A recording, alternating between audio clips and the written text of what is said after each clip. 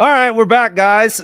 Little technical difficulty, no big deal. That's what happens when you go live sometimes. But I'm here with my man Ryan Harris, and Ryan. Before we had that little break, you and I were talking about the idea that a player believes that you're going to win. Yeah. You always believe. Every team in the NFL right now believes they're going to make the Super Bowl, right?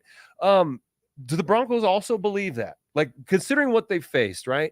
Russell Wilson's no longer here. Obviously, they're eating all that money. They got a rookie quarterback. They got a lot of young players.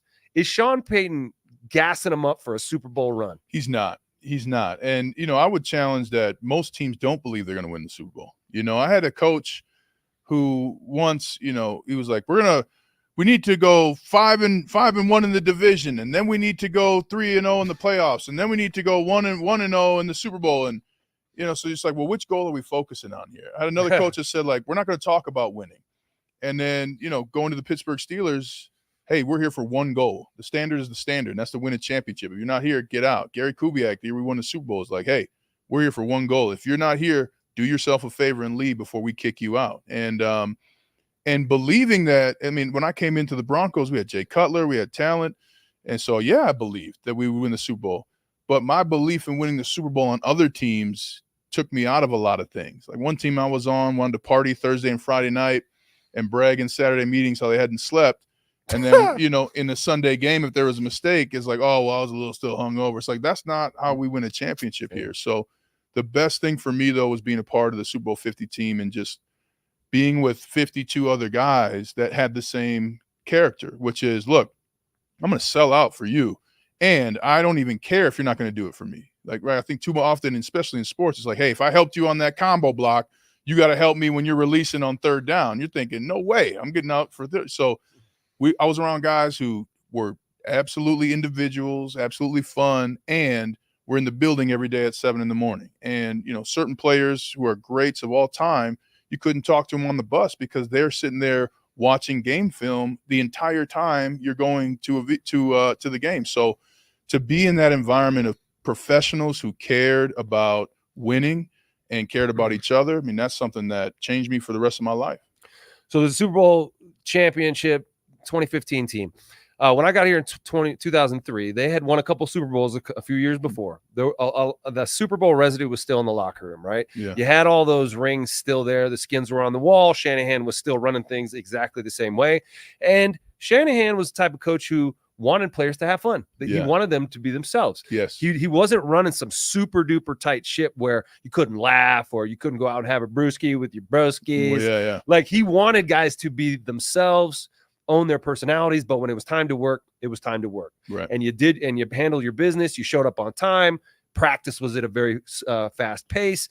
But he wasn't going to keep you there till 8 o'clock every night, and he wasn't going to require guys to come in at 6 o'clock every morning. So, and that resulted in wins. Yes. There's different ways to do it. But what I hear about the Super Bowl, championship team in 2015, it was a different sort of feeling in the locker room, right? And is that all attributed to Peyton Manning coming in and just like the rising tide lifted all the boats? Well, Peyton Manning certainly had an aspect, major part to play. The biggest thing I learned from Peyton is that you have so much more work you can do. This guy practiced fumbled snaps in between bench press reps. You know what I'm saying? In the weight room. What does that even mean? Yeah, so what the third person's kind of waiting after they get done. Well, he get done. He haven't wait. Peyton Manning was bench pressing? Well, yeah. I mean, that was at the time the strength coach had us bench pressing. So typically there's three people: one spotting, one working, one waiting. Yeah. Well, Peyton didn't wait. He was practicing fumbled snaps, and then he'd go and spot, and then he'd lift, and then he'd practice fumbled snaps. And but DeMarcus Ware was huge. A huge leader on that team. And what was Gary Kubiak had a huge role to play. I mean, Gary is my favorite coach that I ever played for. A lot like Shanahan. The practices were fast, which my biggest thing after all my experience in the NFL is like, you have to practice fast. You have to practice at this speed. There's not, all this downtime is detrimental. I had one coach who we had an 8 a.m. team meeting, 8:15 special team or 7:30 special teams, 8 a.m. team, 8:15 O&D. From 10 to 10:45 was brunch. What are you doing with brunch? And then walkthrough was 11:15 to 12. And then there was a 30-minute break. Practice was from 12:30 to 2:30. And then there was a 30-minute break. And then there was, when was lunch? Exactly. So Which coach was that? I'm not going to name names. And it's a very successful coach. To your point, there's lots of ways to do it. But on that Super Bowl 50 team, we had great leaders. We had leaders in every position group, which I believe you have to have. Yeah. And we also had a tremendous amount of residue from the Super Bowl 48 team losing. Yeah. I wasn't there for that. Right. But a lot of those guys, and one of the things you learn in these big games is it doesn't come down to X's and O's. It comes down to, as a player, are you prepared? Are you willing to go further than your opponent? And the worst experience I ever had losing in the playoffs, we were winning. We were beating at the Texans. We were beating the Patriots at halftime, and they came back, and I think we scored 3 points in the second half. We were just not willing to play 4 quarters, and so many people aren't. So many teams How does that happen? How do you get to the playoffs in the NFL, and then when it comes time to it, you can't get that something extra for the moment? One, One, you don't have the experience, right? Like, you're a dad. The first poopy diaper you change is not like the next poopy diaper you're going to change, right? So you need that experience because you distract yourself saying other things matter, right? Hey, well, we had a good Wednesday practice. We had a good Thursday practice. That doesn't matter. Like, you need to have those things, but that's not why you're going to win. And I think as human beings, anytime you begin to feel success, the hardest part is discipline. And to learn that a champion never thinks about losing the game. Like, I never think about losing anymore. Is it going to happen? Absolutely. But I'm not going to waste my time thinking about that until it happens. And then it's corrective, and then let's go back. So, but this idea that, hey, we're going to win in the first quarter, win in the first half. Oh, hey, we got all the answers. They're not going to change. That's a human aspect that you have to go through to find your willingness. And transversely, when we beat the Carolina Panthers, we knew they weren't going to go there. They were 15-1, and the one game they lost was a close game. They weren't willing to do the dirty work. They wanted it to be good. They wanted to have a lead, and then they wanted to score points. That's not how it was going to happen with us. We were going to beat you into submission, and that's a different mentality. And more than that, when you encounter it and you're not ready, you've already lost, right? I mean, you've already lost. The Denver Nuggets right now are a perfect example. The Timberwolves thought the series was over after 2 games, right? Yeah. And then here we go. Now we're going to a game 7. And the Nuggets thought it was over after going 3-2. Yeah, and now they lost by 45. But they're ready for that. They understand that schedule, and that's another piece of it too in the NFL. So were the Nuggets just like playing possum and saying, we're going to let you win this game? No, the Nuggets had played the Lakers, who are I'm talking about this game last night. Oh, the 45-point loss. You could have closed them out on their turf because, okay, so you remember Shanahan's, I don't know if you remember he had some adages he used to say. One of them was like, there's no sound better than watching or listening to 75,000 people fall silent. Yeah. Going on the road with your team and making all those people shut up. Mm-hmm. You got to think Michael Malone's message was similar going into that game. Guys, we want to end it in front of their home crowd and stick a knife in every one of these motherfuckers' necks. Yeah. And just watch them watch their face drop. Right. And they didn't show up. So is that part of it, what you're talking about? Not willing to go as far as it takes? Yes, they were not willing. At the end of the day, they were not willing yesterday in game 6 to create their success. Now, shooting was an issue. I think their shooting percentage at one point was like 20%. I don't know what it ended at the end of the game, but is that part of because these are NBA players, they know how to shoot, right? Right. So if you're missing that much, are you like miss? Are you not believing the shot's going to go in? Well, it talks about belief, right? Yeah. It's not about the X's and O's. In the moment of truth, it's about, do I believe it's going to happen? Yes. And if my belief is greater than my opponent's, and the talent is pretty close, I'm going to be the one who wins. Yes, and belief in your shot's not the only belief you need. One, the Timberwolves have been far more physical than any team that the Nuggets have faced. Are you ready for that? Right? Like when you play the Patriots in the NFL, it's different because they're usually when we're going on a combo block, that linebacker's trying to get to the running back. In the Patriots, they're not going to do that till the third quarter. That linebacker has the tackle. That defensive end has the tight end. So now you're getting smashed in the face. My angle's off. This guy smashes me, and the middle linebacker who's supposed to make the tackle makes the tackle. Both of us are getting our lives together right now. After I had that experience, 1, hey, great, I'm going to come back and get you. And now 2, I'm going to do it again. And 3, I'm not going to stay shattered on the ground. I expect I anticipate this contact. I anticipate this animosity. They didn't have enough. You have to believe in your opponent's ability to change. And that is the biggest backbreaker for so many teams across so many sports. In the game, after a game, in a series, is do you believe that your opponent is worthy of being here? Like, I always respected my opponent, but I took it as disrespect if you stepped on the field with me. I took it as disrespectful that you thought you could play against me, but I believed in your ability to be a pro. What are you doing out here, man? You're stepping out here with me. That's what you have the audacity to line up for me. I'm going to prove you how bad that decision was. And I'm also going to believe you're a professional. And so this idea that I'm going to have success early and not continue to do the things that will promote that success, in addition to believing that my opponent's going to try and change, that's where the belief has to go. It's not just belief in the shot. Is it belief that it's going to be a physical game in Game 7? Is it belief that Anthony Edwards is going to have a little 9-point run? How are you going to shut it down? What's the plan? I mean, the Nuggets screens have been awful in this series. Can you throw a screen to where somebody has to lift their leg because it hurts? I mean, the lack of physicality is an issue. Is that because basketball players are soft? Man, all I know is because I don't know if you heard the recent comments in the conversation. It was Doc Rivers' son. What's his name? Austin Rivers. Yeah. He was on the Pat McAfee show, and he was talking about how 30 dudes in the NBA right now could play in the NFL. And now one NFL guy could play in the NBA. Come on, man. What are your thoughts on that comment? I think, to me, the toughness in sports goes hockey, playoff hockey, not regular hockey, playoff hockey, NFL. Wait. Hockey tougher than football? Hockey, them cats, man. We got our teeth. They don't have teeth because they're not wearing face masks. That's fine. They don't have their teeth. You wouldn't have your teeth if you didn't have a face mask. Maybe not. But man, you get slammed across the board. Somebody flying, on ice like that. That's a physical game. Hey, after, no doubt. The forechecks after somebody's near a goal. I mean, those are But basketball players have no. Today's basketball. I mean, it takes toughness to do everything, but the willingness to play through injuries is different. They have guaranteed contracts. It's a lot more money. And you got to remember too, I mean, even in the NFL, most guys weren't heralded. All the guys in the NBA, right, were heralded. Nikola Jokic was a pro, I think, at 16. Luka Doncic, 14, 15. So their world hasn't been real. So their world hasn't been real. I'll let anybody believe that they're the toughest person in the room. Go ahead.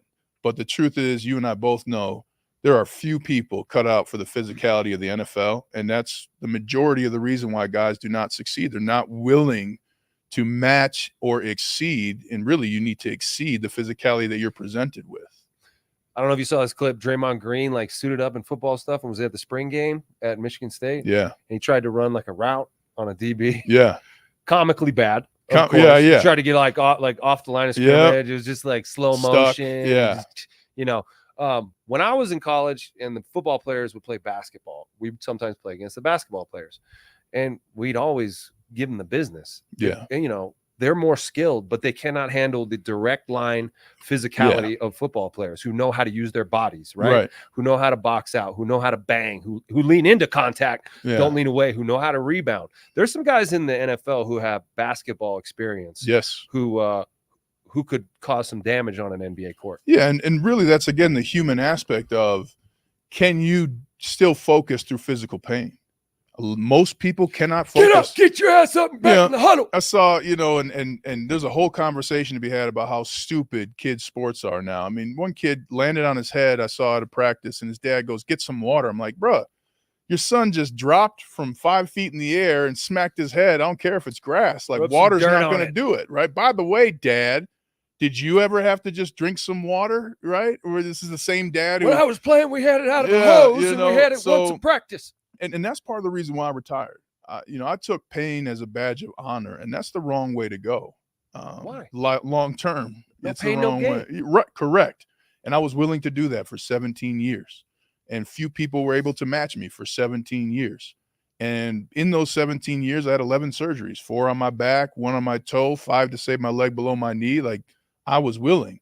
There's not a lot of willingness there. And it doesn't surprise me that you guys had success because, yeah, you can shoot a 3-point shot, but can you shoot one when, I elbow you in the side, or if I, hit you with my knee in the leg. I mean, there's the desire for physicality is low amongst most people. And that's why, whether it's the NBA or what have you, that's a human nature to be like, ouch, that hurts. Now I'm not thinking about my goal versus, hey, great shot. I'm about to get you. Watch. Yeah.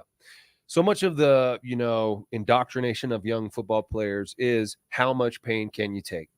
Because it doesn't feel good to have hard plastic and metal sunk into your flesh. Yes. It doesn't feel good to have someone run full speed and hit you on your body, because our bodies feel pain. Yes. If I'm standing there and a bull is running at me, I'm going to move out of the way, typically. Typically, unless there's a coach right here saying, put a hat on him. Yeah. And then I'm going to stand and take that.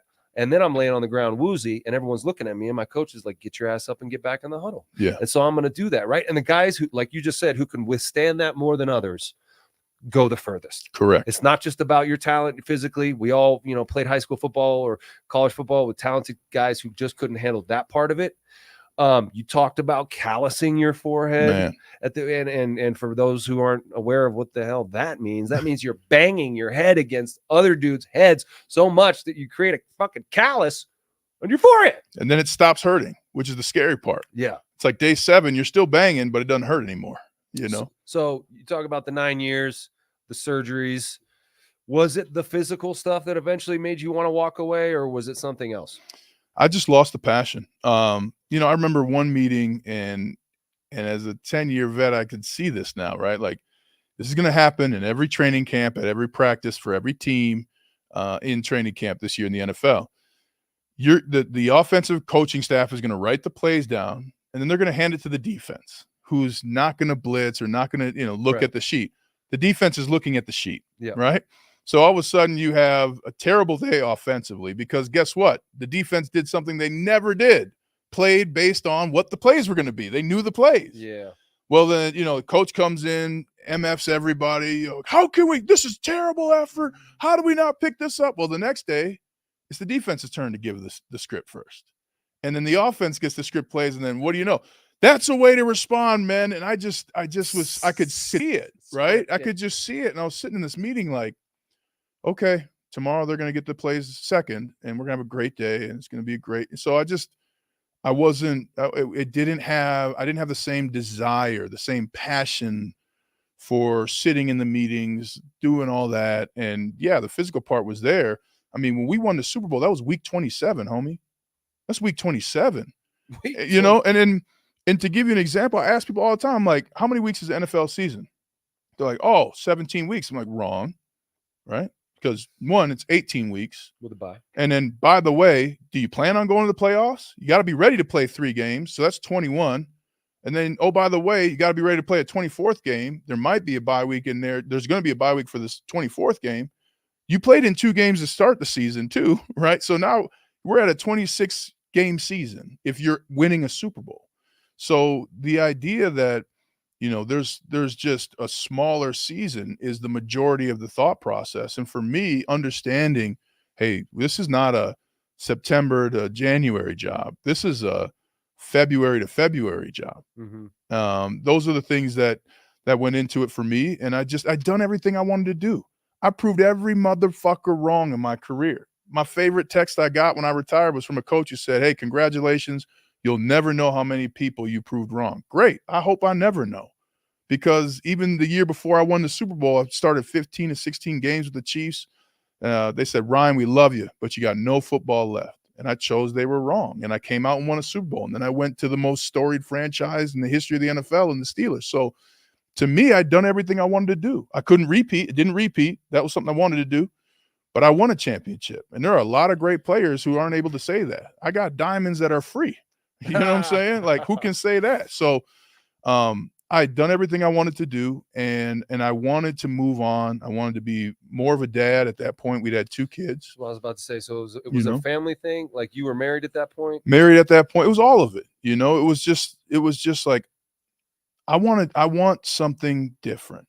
I want to turn the page. And I probably could have I had another year left on my Steelers deal. I probably could have eked out 3 more years, but I respect the game of football. I love the game. I'm a St. Paul kid who got to not only play in the NFL, but but I got to visit every single city in NFL cities. Yeah. I got to play in Wembley in London. I mean, what are we talking about here? You know, I met my wife in Denver because I was a Denver Broncos. So How'd you guys meet?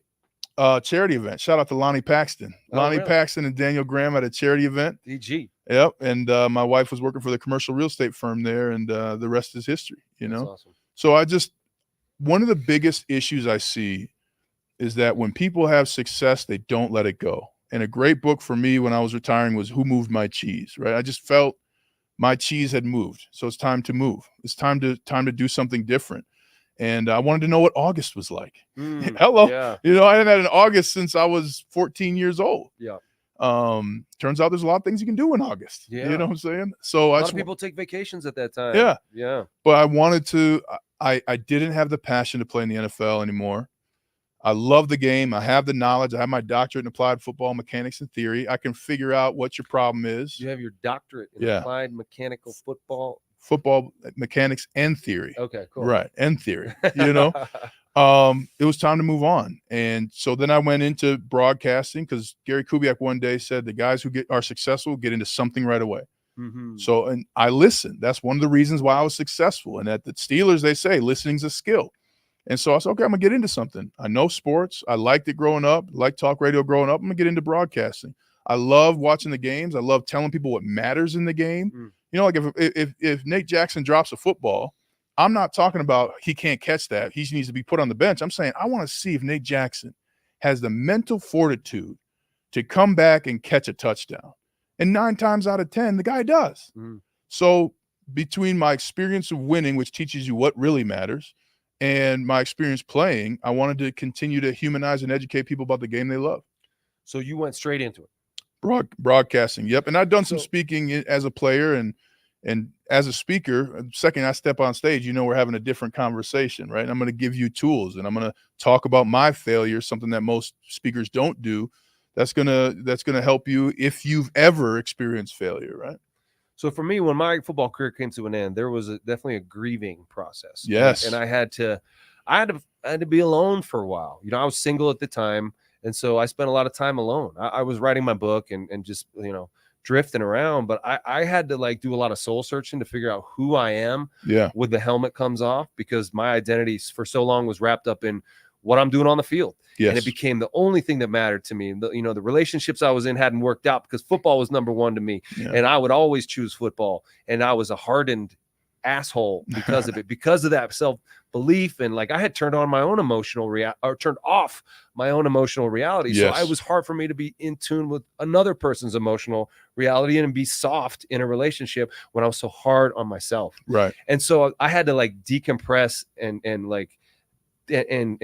somehow get all that out of me. And it took me being quiet and alone and silent for a while to do that.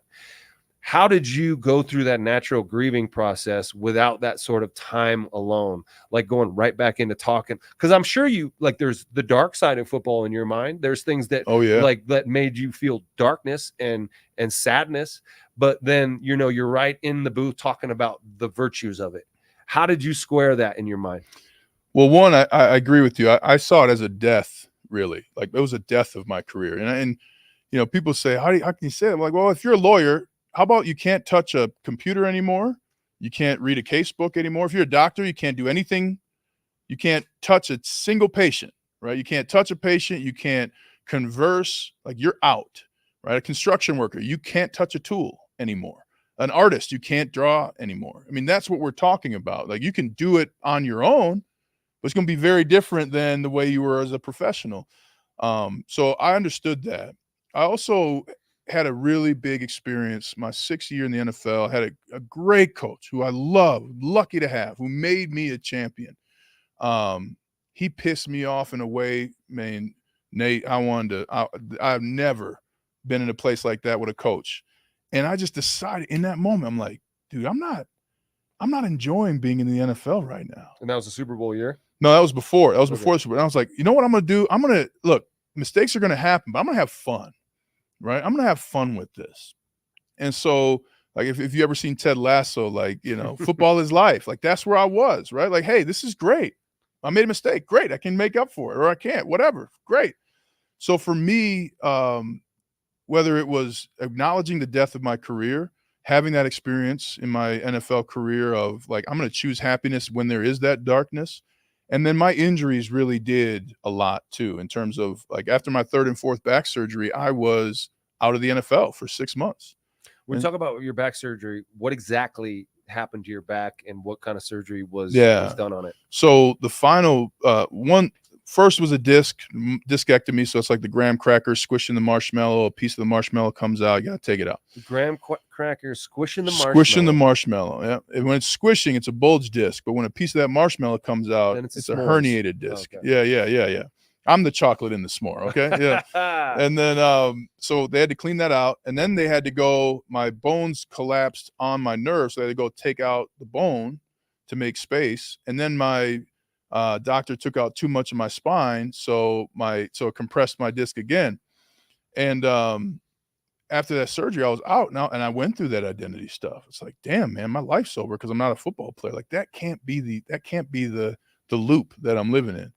I've always valued efficiency. I've always found, right or wrong, I've always found emotions inefficient, right? You talk about like you had to kind of turn off your emotions, like to be in a place where a coach is screaming at you with coffee breath and tobacco pieces flying on you, and you got to say, yes, coach. I mean, that's a different place, right? We call that a Tuesday, right? You know what I mean? And then you got to go in, watch it on film. Yeah. And he's going to yell at you again. Yeah. You're not going to be as close. You can't smell the coffee breath. Correct. Because he's sitting over there, but he's still going to say the same shit. Right. And now he's like more refined because they watched it on film, and he's going to motherfuck you again. Yeah. Yep. And, and if he crosses the line, I'm going to tax his ass, period. You can do that in the NFL, right? I had a coach. I love this moment. Coach, I love this. We're in a preseason game, and this is when they were trying to ban the N-word in the NFL.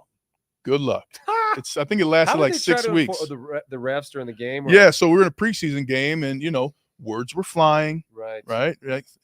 Mistakes were made, and I got called for the mistake, which happens in the NFL. And my coach, it wasn't even my direct position coach, came over and slammed down the book preseason game. Goes, what the fuck is happening? I stood up. I said, you talk to me like that again, I'm going to beat your fucking ass in front of everybody. I ain't no goddamn rookie, right? Like that's the world I was in, right? And look, he said, okay. And he walked away, right? Because that's what happens. When somebody meets you with that, bro, you'll find me there. But there's so many players who don't feel empowered enough to stand up for themselves. They fear losing. There is that veil of authority that these coaches really prey upon, and they will ride a dude until he breaks. Correct. Yeah. I wasn't a rookie. I had been ridden and broken though. Yeah. So, and at the end of the day, people unwilling to stand up for themselves are afraid of losing. They're afraid of losing their job, their respect. I don't give a shit about losing. Losing is how you, but still to this day, losing is how you win. I'm not afraid to make mistakes. I don't care what you think about me. It's irrelevant because I know what I believe. I know what I'm going to do. How am I going to let you into my space?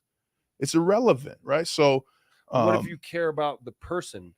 You care about the person's opinion. You care, you want to, you believe in them because they believe in you, and you feel lucky to be where you're at, and you want to not impress, but make them proud, because so much of like football is about making the father figure proud. The head coach is the father of that team, right? And a lot of guys, even when you have a great dad, you come on the football team and there's a new dad. Yeah. And then your position coach has another dad, and then the offensive coordinator, there's another dad, and your special teams coach, there's another dad, and they're not all the same. Right. You respect some of them more than others, but when you get put on the field in the NFL, especially as a younger player, you understand that they're entrusting something in you because their reputations are also on the line, right? Mm-hmm. And so it's hard to stand up to them in those moments or not care about what they believe, right, because of what's riding on it for you. And you're absolutely right. Let me be clear. You must listen and take coaching. That's, anytime someone wants to correct you and you have to stand up for yourself, you're wrong, right? But now there are moments, and Mike Tomlin says this, and I love it. You want to be a dick, I'll join you, right? So like that's what I'm talking about, right? Like when you've crossed the line, I'm gonna meet you there. Yeah. And to your point of all the dads in the rooms, that's too much thoughts for me. I wanted to feel good myself about my performance, right? I'm not worrying about. I'm trusting that you're going to perform. I'm trusting that you have your process. I didn't have any dads in the NFL. I had me. I wanted to be able to feel. I wanted to maximize my potential, my ability and capabilities. And at the end of the day, after whatever else happens, that's not up to me. I was the best player on some of my teams on the offensive line. I got let go. They made a bad choice, right? Maybe I didn't please them enough. Who knows? But it was irrelevant. And it was irrelevant to the end of my career what anybody else thought, right? What Because about I was there. Well, what about aside from the coaches? Right. What about that offensive line group? Because that's the tightest unit Yeah, man. on a team. I mean, offensive linemen are, some of the most intelligent guys on the team, some of the most spiritual guys on the team, and some of the most disgusting guys on the team. 1,000%. And I'm sure you still talk to your offensive lineman friends, right? Yes. Whereas most position groups, man, I mean, depending on the position group, a lot of guys drift away, never even see each other or talk to each other again. So did you not feel a sense of duty to the dudes in that room? No, did not. Again, if I do what— You're not doing it for yourself. You're doing it for the guy next to you, Ryan. Yeah. No. Never? No. So the football because rhetoric. I don't need to do it for the guy next to me. Right? Because he's doing it for you, though, man. Maybe. But what are we doing? Now are we talking about winning? Are we talking about— But that's how you win, right? You win but because the pain that we talked about. Right. Enduring it alone for myself. Yeah. Is there purpose to that? If it's for a greater good, then it becomes easier to deal with pain, right? Sure. I agree. I just never thought that way. I don't have a duty to anybody in here. I have a duty to everybody in here to be my best. Now, so you were laying it all on the line, all those back surgeries, the things you went through, simply for yourself. Yeah. I had a skill where I was better than 99% of the people in the world at it. I wanted to maximize my skill. Yeah. And here's my point. If I feel great about my performance, my preparation, my skills, my details, I'm committing myself to the craft. The other things are going to happen. My coach is going to be happy with me because I listened in practice and I picked up the blitz in practice and I did it in the game when they showed it, right? My coach is going to be happy. My teammates are going to be happy because if I drop off and that defensive end drops, I'm going to go throw my shoulder in the rib cage of the guy next to me because that's what I can do in those moments. So to me, everything else gets filled by doing my job and being within myself and knowing what I need. Like I went out before practices 10 to 15 minutes early. I was often by myself. The only team I wasn't by myself was the year we won Super Bowl 50. It would be Peyton came out after me and then DeMarcus Ware. And I thought Peyton was coming out after you, man? Hey, man, I'm getting out there to Peyton's work on. Bro. Well, I'm just saying, the three of us were out there. And I had multiple coaches say, like, hey, to young players, hey, you see what Ryan Harris is doing? You need to do that. Not a single player did it. One time, I knew a guy was on the brink of getting cut. I walked to him. I said, hey, man, you come out with me pregame, pre-practice. I don't care what's on your phone. He came for 2 days. They cut the other guy. He stayed on the team. He didn't come back out to practice the rest of the week. Oh, for real? That's what I'm talking. I can't concern myself with other people. So when you say he was looking at his phone, is that kind of what the NFL turned into? Just a bunch of dudes sitting in their lockers on their phones? Well, this is a human reaction to stress, right? I'm thinking some people are thinking about disappointing the coach. Some people are thinking about this play. Some people are worried that their performance isn't good. Some people are on the practice squad. They can't believe themselves that someday they're going to be on the team. Whatever it is, our natural reaction to stress is to remove ourselves. It's to distract our mind. I wasn't there for that. I wanted all of it. I was meditating. I didn't turn on my TV my last 3 years in the NFL when I got to the hotel Saturday nights. I got notes to look over. Like I'm looking over my notes. I'm meditating. I'm visualizing the success tomorrow. So for me, I kept it small. I'm coming in to do work. And one of the things I had to do was connect with people outside of the facility, right? Like I played next to a guy. When I come into work, I'm coming into work. I'm thinking about me. I'm thinking about maximizing my potential. I'm going to trust you're doing the same thing. But when we go outside of work, hey, man, what's up, Nate? Like, how are you? Oh, you're into music. Cool. Like, I just wasn't there in the facility. I didn't care. I cared about winning. I cared about being my best. And if I could be my best, I would help my team win, and we could win multiple games. So I kept it small. And guess what? You had coaches that were disappointed in you. I had coaches that were disappointed in me. I'm sure some people in their life are disappointed in them too. If we want to talk about everybody who's disappointed in everybody, we can do that. We're not talking about winning. So I didn't care if you were disappointed in me. I cared if I was disappointed in me, right? I cared if I didn't pay attention to something. But to meet anybody else's expectations, that just wasn't something I thought about. And it made me very different. You're my teammate. I was very different from other guys you played with, right? Yeah. And it's might have been because I cared about what I wanted to do, being great myself, and I trusted everybody else was doing the same thing. Oftentimes, guys were not. I can't control that. Did it frustrate you? I mean, to see that guys weren't taking it as seriously as you? It frustrated me when I became the butt of the joke because I was working hard, right? How did that happen? Like, I'm a nerd because I'm sitting in there watching extra film, Mm-hmm. right? It makes guys uncomfortable because they're not doing it. 1,000%. Yeah. But that's what happened when you like reach the dude in class who's like, teacher, you forgot to collect our homework. Not that, but like, teacher, here's my homework. Yeah. Right. Period. I did it. I did it. I don't care who sees this. Right. You forgot the pop quiz. Yeah, but I also knew, man, like one of the things I never forget in the NFL specifically, because in college it's not really there, but in the NFL, nobody's afraid. No one has fear. Right. Like, we played with Tom Nalen, who was great because he would audible all of his fear to the point where everybody, it's like, oh my God, he's so big. Oh, how am I going to block him on Sunday? He's a Hall of Famer, right? Yeah. And so I just knew, hey man, when you are focused on greatness and you are focused on doing your own thing, you're going to scare the shit out of a lot of people, right? Like, a lot of people would have seen Peyton Manning practicing fumbled snaps and freaked out. Like, well, I'm not working that hard. Like, I don't have to do that, do I? Well, I don't know. That's what the greats doing. So I just understood that money is a very, very powerful distraction, and fear is a very powerful negator of action, right? Because I'm afraid I'm not going to act. And whether it was one of those two things, I just excused my teammates who didn't want to be great, because I can't do anything about that. If you're not focused on being great, if you're not doing the little things, nothing I say is going to make it happen. Right? Especially if I'm there with you all day, especially if it's week 13, right? So you have to realize that so many people's opinions are irrelevant to you. It's irrelevant to your success, what someone thinks about you.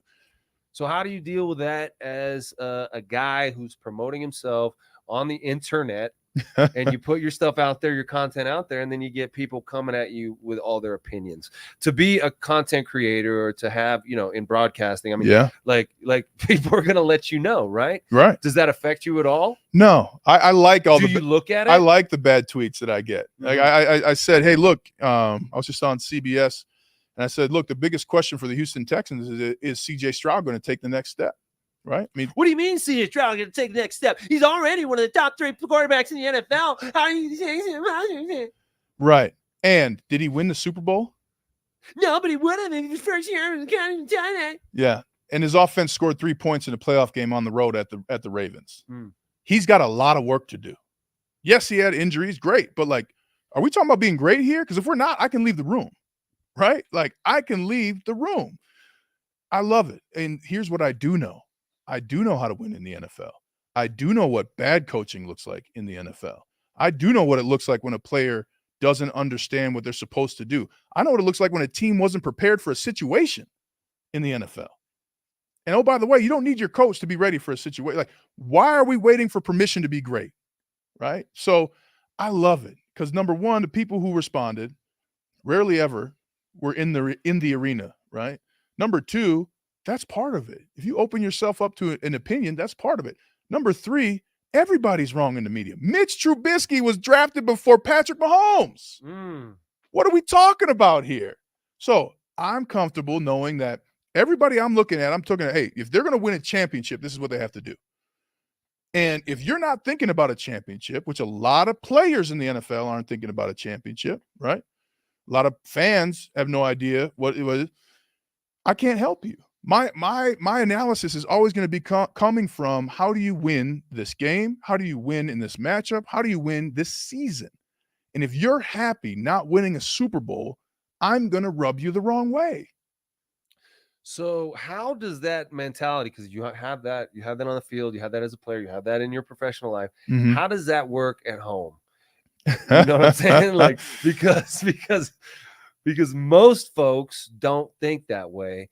And so is it hard for you to be softer and turn that down a little bit when, for example, one of your kids makes a mistake, or dealing with them? Like, do you ever have to check yourself in the way the standard, or is the standard always the standard wherever you go? No, the standard is not the standard everywhere I go, because look, I've had more. I believe most people can get to this place, but what are we talking about? I'm talking about, at one point we moved 18 times in 5 years and had 2 kids, right? I got, like 18 times. I left home to go 3 states away goodness. to college, right? Yeah. I left college to go to Orlando, Florida. I left Orlando, Florida to go to Denver. I left Denver to go to Houston. Like, I've been places. I've done things. I've experienced things. I've failed on a magnitude that most people won't even think about because they fear the embarrassment. So I've got all this experience.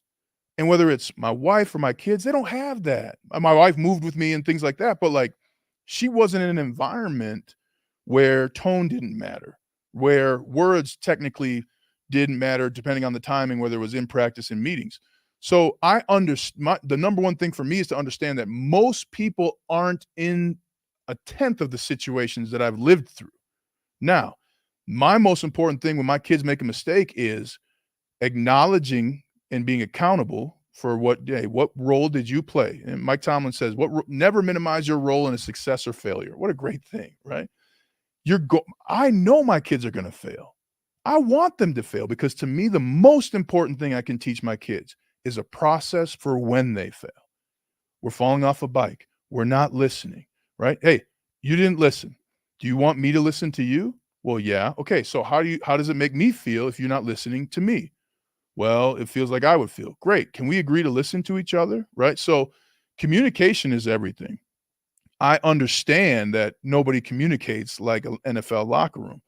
I understand my children aren't going to be able to handle that. One of the things I had to change greatly as a parent was my tone, because my daughter one day said to me, she said, "Dad, sometimes when you're happy with me, it sounds like you're angry."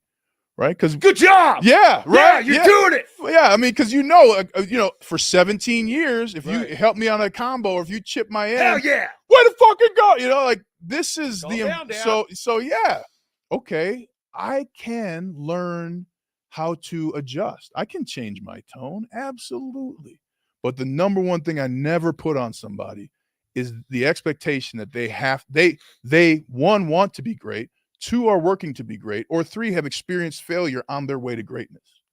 And when you don't have those things, we're a world apart. But the common part is, you're going to fail. How can I help you in that failure? Your kids don't need success lessons, right? They're going to find their success. But when it goes wrong, when your good's not good enough, that's where I have to be there as a dad. So did you get help on your failure process when you were a kid, or was it instinctual that you had the fortitude to bounce back? Because some kids, you can see every kid is built different. Right. Some kid will take a failure and completely crumble, right? Completely wither, even though the parents are there to try to encourage them. Mhm. And some kid is more resilient, right? Sports encourages you to keep going, right? Because there's, especially football, because there's the next play, right? Get back in the huddle, right? Wipe it away. Okay, short-term memory. We got to have amnesia out there. Play fast. Forget about it. You have to be present now for this play. That's what sports teaches you, I think, to shake off the failures. And so did you have to learn that? I mean, how did you learn that? The first place I learned it was just in showing up. The first time I ever got my pads, because my parents didn't let me play till I was 14. Same. And I remember getting my pads and being like, oh my God, I got a helmet. Like I'm in my, like, I got a helmet. These are my shoulder pads. I remember touching them like this. And a teammate of mine who I'd known from school was like, hey man, let's go heads up. And I was like, nah, man, I'm good. He's like, why not? I'm like, you can't tell anybody, but I don't know how to hit. Right. He dies laughing, tells everybody, coaches are laughing. And I was like, the next day, I was like, well, they're not stopping me from showing up. Showed up at practice, corner got a pick, wham, turns out I knew how to hit. So joke's on you, motherfucker. Well, like, yeah, whether it was class or football, like nobody stopped me from showing up. So I just kept saying, like, I'm going to keep going until they say, Ryan, you're not allowed here. Right. And then what was that learning curve? Sorry to jump in there, but you didn't start till high school. Yeah. Right. So all of a sudden you're putting on pads, and these kids have been playing since Pop Warner, right? Yeah. So they know the game a little bit better, at least with the helmet and the pads. That'd be an assumption. Yeah. Yeah, exactly. How long did it take? Was it just the first practice? First practice. Before you were like, nah, it's my game now. I'm different. Yeah. I'm different. I'm big. I'm fast, and I can knock the crap out of you. And Did you play other sports before? Yeah. So like I'm big on baseball, and I really wish I'd have kept playing, but I had a coach my freshman year of high school who said, hey, we'll never let a black guy play first base. What? And he used different language. And I remember literally thinking, it was in like pre-practice warm-ups. And I remember thinking like, well, that's it for baseball, but in the NFL, I did need help.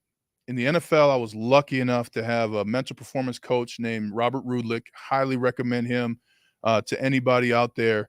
And that's what I needed in the pros, because in the pros, you and me never talked about fear. You and me never talked about me no have fear. Yeah, exactly. Like, I'm Superman. But I mean, I remember my first ever start. It was we were at Oakland Monday night, and one of the defensive end just came over from the Patriots, and I remember waking up like, run, get back the money, like you can get Jay Cutler killed. And Doc V was there. Dr. V was there, and he had this guy who was Robert Rudlick kind of stretching us. And I was like, hey, what do you do? And he's like, I'm actually more of a mental guy for athletes. I'm like, you got to help me, man. I'm freaking out. And we walked through it. And throughout my career, about 4 years into my career, I always thought every game I was giving up 6 sacks, and that was going to be my final game. He's like, hey, Ryan, has that ever happened yet? So I needed a third party as a professional to evaluate my environment, right? Like, one of the things I learned is that not every coach is great. Like, you assume that every NFL coach is the best at what they do. Wrong. Yeah. I went back 3 years ago. I checked. There was 9 coaches in the NFL who had actually played offensive line, being offensive line coaches. Oh. Could you imagine if only 9 quarterback coaches had ever played quarterback, right? That's probably similar, though, man. Doubtful, bro. Doubtful. Tight end coaches, nobody played tight end. Well, maybe. Nobody played receiver. But there are going to be leaders who do not know how to lead. That's what I'm saying. Like, there's a lot of coaches don't know what the fuck. So what are you going to do? Like, what's the process then? And so I needed help with, okay, this coach is motivating, thinks he's motivating me. I don't get motivated by screaming at me. Yeah. Because I'm already internally, because I want to be great myself. I know what happened. I might need some technical things, right? So like, one of my greatest coaches, he came to me in the first quarter of a game against a big defensive end. He goes, hey, you're giving this guy too much credit. Just do what you do. Like, that's what I needed to hear in that moment, right? So learning how to deal with teammates that maybe were, at a deficit themselves, or maybe focused in their own world. That was big. And the year we won the Super Bowl, we actually had one too. Rick Perea, great world champion in mindset coaching. And so I had 2 the year we won the Super Bowl. So you absolutely are going to learn things. I was always willing to do it. Yeah. So many players, so many people, they're unwilling to learn what they need to know to be successful. I was just willing. And I was willing to be honest, and I was willing to accept professional help as a player. And now as an individual, I go to therapy. Like, it's good for me to have a professional look at the environment I'm in and give me another perspective. Well, we're happy that you're willing to come and join us today, man. Yes. On Dumb Jock, episode number 2. I know you got somewhere to be today, but come back and join us sometime. Ryan Harris, yes. Super Bowl champion, speaker, author, all around badass dude. Clearly, you're on an upward trajectory, continuing to be. I'm really proud to be your buddy. Yeah. And come back and join us sometime, man. Will do. I love your studio, love the show, and congrats, man. You're still winning. So are you, man. Check you guys next time. Peace. Dumb Jock.